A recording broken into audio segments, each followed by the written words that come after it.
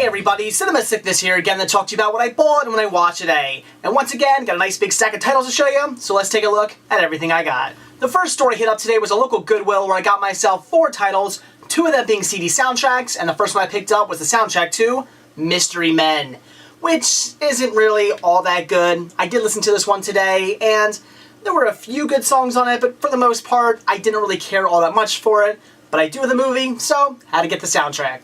And the second CD soundtrack that I picked up, which wasn't really a soundtrack at all, was 10 Favorite Disney Classics, which comes with, as you may guess, 10 classic Disney songs from some great Disney movies, such as Cinderella, Aladdin, Lion King, Little Mermaid, Pinocchio, Song of the South, and so on and so forth. Definitely wanted to get this one, even though I do have most of those songs on other soundtracks, but regardless, had to pick this one up as it is pretty awesome. And it does say exclusive limited edition music CD, so I'm not quite sure what that means. Don't know if this came packaged with something at one point. I have no idea, but regardless, had to pick it up, and I did get both these soundtracks for only $1 a piece. Then I picked up 2 DVDs, both for $1.97 a piece, and the first one I grabbed was Selena. Now this is a movie I've thought about getting once or twice before, but I've always passed up on it for one major reason. And that's because, even though I'm a really big fan of biography movies such as Walk the Line, Ray, Great Balls of Fire, Coal Miner's Daughter, La Bamba, great movies like that, I'm a big fan of them, but all those movies I have within my collection that I've seen that I absolutely love are biography movies about artists that I really enjoy, artists that I have, their CDs on my iPod that I listen to all the time that I find to be really, really great. Selena, I've really never listened to her music. I have no interest in her music. I'm not really a fan, so it makes me wonder if I'm going to like this. Do I like biography movies about artists that I enjoy, or do I just like biography movies just in general? I have no idea, but I guess I'm about to find out. So even though I've been passing this up for a while now, I figured today, since I came across it for only $2, still brand new, factory sealed, I figured what the hell, I'll pick it up, check it out, and see if it's any good, and find out if I want to start picking up more biography titles and artists that I don't necessarily usually listen to. And the second DVD I picked up from Goodwill was The Chamber. Now this here is a complete blind buy, though it does get pretty decent reviews online. The synopsis sounded interesting, but what really sold me on this was Chris O'Donnell, Gene Hackman. That sounds like a pretty good lineup, so definitely figured I'd pick this up. Can't wait to check it out. Hopefully it's going to be good. Then after Goodwill, I headed over to another thrift store called Liberty Thrift and Home Furnishings. And as you guys remember, I did hit up one of their stores yesterday where I picked up a ton of titles for only $1.50 a piece. So I had to head over to their other store, which is nearby. And unfortunately, only came across one DVD I wanted to pick up, and that was Meet the Parents. This year being the bonus edition, which comes with over 35 all-new outtakes. Now, I didn't really know if I wanted to get this or not, because I am picking it up simply just for the extra bonus outtakes, because I do already have this movie on DVD. But what I was assuming was I was kind of just upgrading. I thought this was going to have all the same special features on the original release, plus the new ones.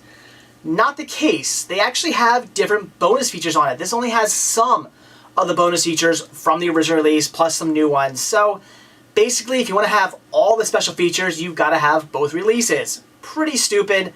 Not sure if the Blu-ray release fixes that issue. I don't know if the Blu-ray release has all the special features on it or not.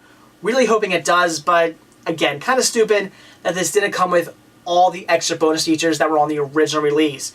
So regardless, I will be keeping both my releases, but still glad I picked it up because I love this movie and I definitely look forward to seeing all the great outtakes.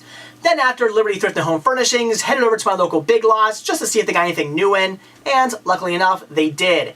And the first time I picked up for only $3 was Paradise Alley, which I'm grabbing simply because it stars Sylvester Stallone. Love Sylvester Stallone, but it does get great reviews online, and the synopsis sounded pretty interesting, so for $3, had to pick it up. Then for another $3 I grabbed Once Around, which is another title I'm picking up simply because of who's in it, Richard Dreyfuss. I'm a big Richard Dreyfuss fan, love him, think he's a fantastic actor. But this also gets great reviews online, and it also has a good sounding synopsis, so once again for $3, had to grab this one as well. Then for another $3 I picked up IMAX Hubble. Love IMAX documentaries. They're always so well done, a lot of fun, very enjoyable to watch. As I mentioned before, I love learning. I love documentaries, so I always pick up IMAX documentaries when I come across them. So for $3, this was a great deal, and I can't wait to check it out. And the last title I picked up from Big Lots, once again for only $3, was AC/DC Let There Be Rock. This year being from their 1979 Paris concert. I am a fan of AC/DC, do enjoy their music. I'm not some diehard fan though, I'm not listening to them all the time. I do have their discography on my iPod. I do check them out from time to time. I am a fan, just not a diehard fan. But for $3, definitely wanted to pick this up. Has some great songs on it, and I cannot wait to check out AC/DC live. Then when I got home, I had 2 titles waiting for me on my doorstep, and the first one I got absolutely free from Sony using some of my Sony rewards points, and that was Poetic Justice. Simply picking this one up to replace my VHS copy. Actually, I have not gotten around to watching this yet. I've only ever seen bits and pieces of this movie many, many years ago. I've never seen it in its entirety, so now that I have it on DVD, definitely going to check it out. And the second title that I got in the mail today from BestBuy.com for absolutely free using some of my Best Buy Rewards Zone points was Tiny Toons Adventure, Crazy Crew Rescues, which is actually Volume 3, and if I'm not mistaken, I think I looked this up before, this is kind of technically a Season 2, Volume 1. I don't know why they didn't just call it that. I'm not sure why they called it Crazy Crew Rescues, or why they didn't just call it Volume 3. It does say Volume 3 on the side, but I don't really get it. It just seemed weird that they actually started titling these. But regardless, I am very excited that we're getting more Tiny Toons. I'm a big fan. I grew up on Tiny Toons, used to watch them all the time as a kid, so I definitely hope we get some more of these great releases, and I cannot wait to sit down and check this one out. So that's it for what I bought today, so now on to what I watched. And today, I finally checked out the 1931 classic, The Public Enemy. Now let me explain to you why I'm only just finally getting around to checking this one out. And that's because I am a bargain hunter. I rarely pay over $5 per title, never pay full retail price, and I never come across this great classic title on sale or used, ever. Never see this title. So when I came across this set for under $10 at Target a few weeks ago, had to pick it up, and I knew I'd be watching it real soon because it's about damn time I finally checked this classic out. And it certainly is a classic. It was absolutely brilliant. Love the hell of it. James Cagney, fantastic in it. I was in love with this character the entire time. I love how we start the movie out. We learn about these characters as children, James Cagney and his friend. And I think it was a really good way to start the film out, where we learn that James Cagney was just a mean, rotten person from a very young age. As a kid, he was just a bastard. And we also learn that his friends was kind of just going along with James Cagney. He's not necessarily a bad person, but he kind of got mixed up with James, and now it's just kind of his life. You know, he doesn't necessarily want to be a gangster, but since he's been friends with James Cagney for all this time, he's getting mixed up in things. He's just kind of got to deal with his life the way it is now, being involved with all these gangsters. And I thought it was a really cool way to just watch throughout the years these kids gradually get into when this movie takes place and see how they've gone from just being mean, rotten kids into gangsters. That was a really good way to set the movie up. And James Cagney certainly is a bastard in this movie. He's just a mean, rotten guy doing some of the nastiest things I've seen in a movie. Just outright, just horrible, horrible person. But I think deep down with some heart. You can tell he cares very much for his mother. He cares for his girl. He definitely loves his brother, even though they fight all the time. And especially his best friend. He loves his best friend. Which leads to a scene I really, really enjoy where they're actually in hiding. The whole, all the gangsters are in hiding. And James Cagney leaves where they're hiding, and his friend comes out with them, and his friend gets shot. And he just loses it, because this is his best friend getting killed. And part of me thinks that the reason why he lost it, not only is because he loves his friend and he's dead, but probably because he felt a little guilty as well, seeing as his friend only got involved in this lifestyle, really because of James Cagney. If not for him, his friend probably would have turned out completely different. So I think maybe he felt a little bit guilty as well as being sad. But afterwards, since he doesn't have any guns or money because he was in hiding, he goes to this gun store to get some guns, asks the guy selling the guns to show him how to load them, loads them up, puts 4 bullets in, and the guy goes, "Oh no, this actually can hold 6. James Cagney goes, "No, 4 will do." Says, "Stick them up." The guy selling the guns laughs, thinking it's a joke, and he's like, "No, stick them up." And he steals these guns from him. Great scene. And then afterwards, he takes these 2 guns, just James Cagney alone with 2 guns, into this club where the rival gang who shot his friend, they're hiding, shoots up the place. Just him alone. He ends up getting shot in the process, but it's crazy.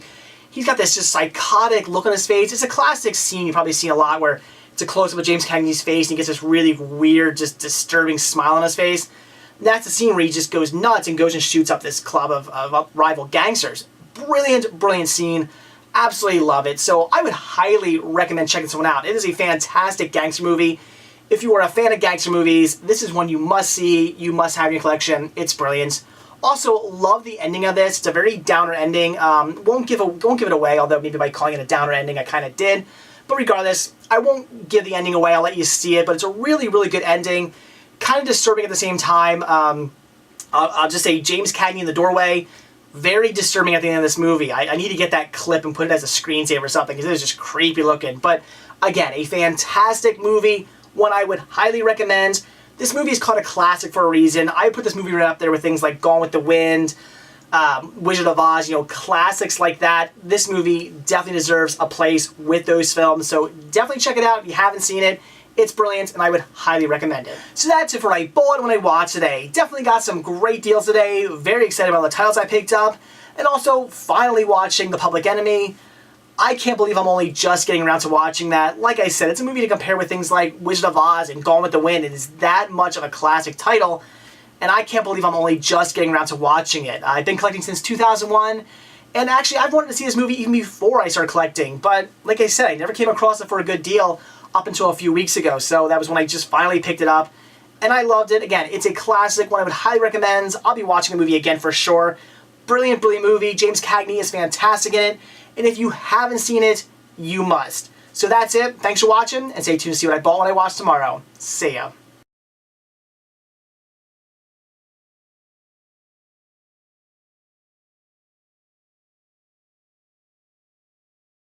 Never pay full retail price for anything, so I've been waiting for the last, 13,